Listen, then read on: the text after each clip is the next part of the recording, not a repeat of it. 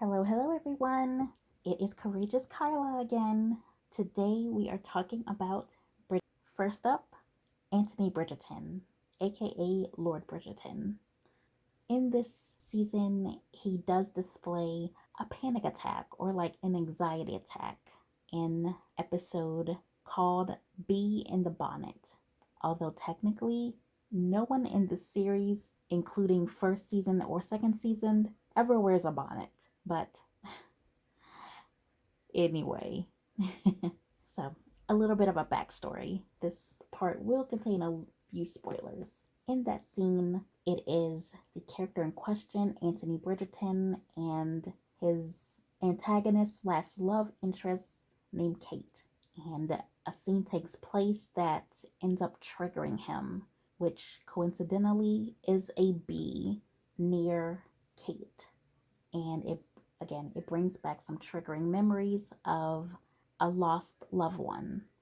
And at this point, we see a panic attack, even moments leading up to a panic attack, and a de escalation between the two characters in question. So that's all I'm going to say. Again, I don't want to give too many spoilers away, but I definitely was impressed to watch that episode, but a little disappointed that the storyline doesn't evolve too much. There's no real kind of full circle moment within the series on working through those issues, and that would have been nice to see, as anxiety and panic attacks definitely happen and definitely deserve proper coping mechanisms and different alternatives and options to dealing with the panic attacks and their triggers. But I definitely would like to say that seeing that on screen was refreshing to see, and also in relation to how one in that position, meaning of aristocratic background, how they come into that title, into that position, like Lord Bridgerton, or even let's say translated into modern times, how Queen Elizabeth got her title was through the death of her predecessor, which was her father.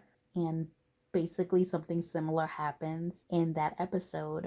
Bee in the Bonnet, we're kind of shown that. I think I'm giving a lot of spoiler alerts away, but it's okay. So it is a grief process as well, grieving that person and becoming that title. And I also wanted to sort of, it translate as well in terms of how one reacts to a trauma. In that scene, a person even comments to Lord Bridgerton, it's only a bee, but to this character, it's not just a bee. It represents grief and processing grief and getting a new title, but that trauma that is associated with it.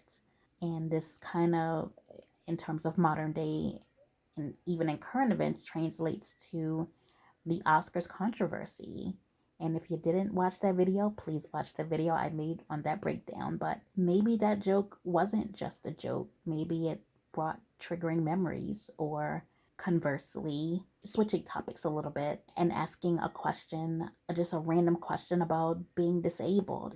It's not just a question. It definitely could bring up memories or a grief process or a transition that one may not have gotten totally over or accepted or is ready to talk about. And if you haven't watched my video on that topic, please watch my video on that topic. I think we've covered Lord Bridgerton pretty well and the panic attacks. And if you or anyone you know or love is struggling with dealing with any anxiety, panic issues, triggers, or even grief, please follow up with someone trusted or a mental health professional to help in that healing and processing. Moving on to King George. King George in this series is a monarch of the time. He is king, the Lord of Lords in terms of that scene, the aristocratic scene. So he is His Majesty. He has the highest power. In this show, in this era, he is on the decline, and that is something we do see in this series, in this season, and season one. So we are watching, we see this character having a, some called it a manic episode, some called it the touch of dementia. It's kind of up for debate in how it's portrayed in the show, but I'll set a scene. This is going to be a major spoiler alert, so viewer be warned. In the scene in season 2 called The Choice, we see King George enter a room with his wife, the Queen, Queen Charlotte, and a few other of the aristocratic members. Mainly, I believe it's about 3 or 4 main characters in that scene. And the king in question is excited, and he's starting to talk about why he's excited, but he's actually remembering a party that occurred previously. Not that day, it was a couple of other days. He's talking about fireworks, and everyone is a little puzzled and confused. The king's episodes and forgetfulness is not known to the public, definitely not. So all in the room, excluding Queen Charlotte, are a little shocked and taken aback. And there is one character that shines very bright in that episode. So I'm not going to give too many spoiler alerts away, but there is a de escalation by one of the characters to King George that's really a calming effect. And that was very appreciated and refreshing to see how, let's say, mental conditions are handled and portrayed to us, the viewer, in that time period. So, and again, to see that person come through, step up, and really shine was very interesting, and I definitely took note of that. And should you? If you or anyone you know is struggling with any of those issues, there are lots of resources out there to help. Well, please follow up with your doctor or their doctor. But there is like the Alzheimer's Association and many government programs to help. And I did want to say a little bit of a history deep dive. This character is a real character, as was Queen Charlotte. Both of them definitely were characters, historical figures that made their mark, something we're not taught actively in school that I remember, but I don't want to give too much away because I know that there is a series coming up in regards to like a prequel to Bridgerton focused on Queen Charlotte and a few other characters in Bridgerton. So I don't want to give too many spoiler alerts away, but I will say be on the lookouts for that, and please do your own research on King George to see what impact he made on the world, because he definitely did.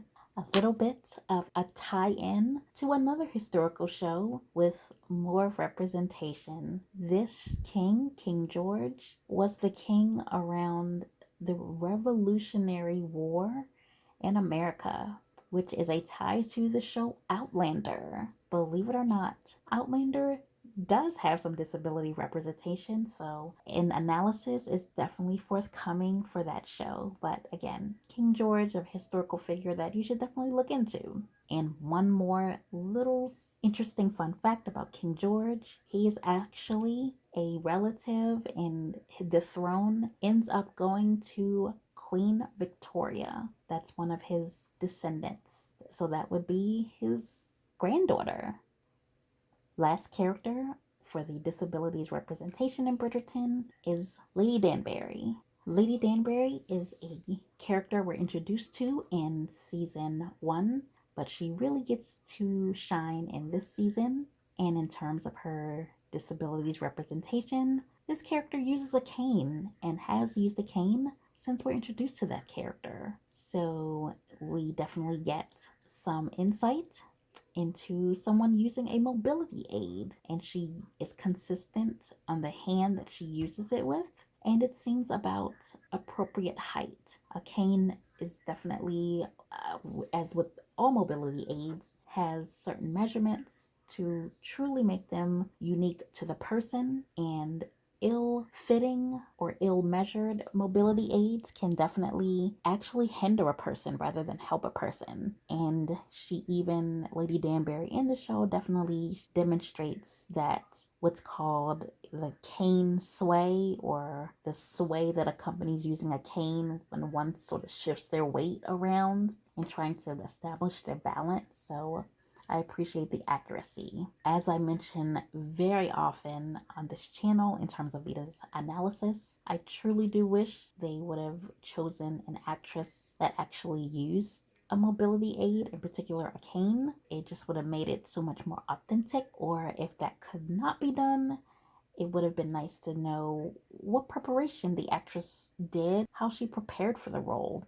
Did she meet with someone that uses a cane? Did she use one? If she did, she didn't talk about it. There was no talk of the prep. Or did she watch videos or talk to a therapist? Any or all of that information would have been such a wonderful thing to know, to get that representation in true perspective from the disabled community. And I did want to say that Lady Danbury was shown as a wonderful friend, very loyal, very proper. She knew the rules. She was even instrumental in the developing storyline of season 1. So I definitely am going to do an analysis of season 1 in another video. So stay tuned for that. We are pretty much done with the character breakdowns.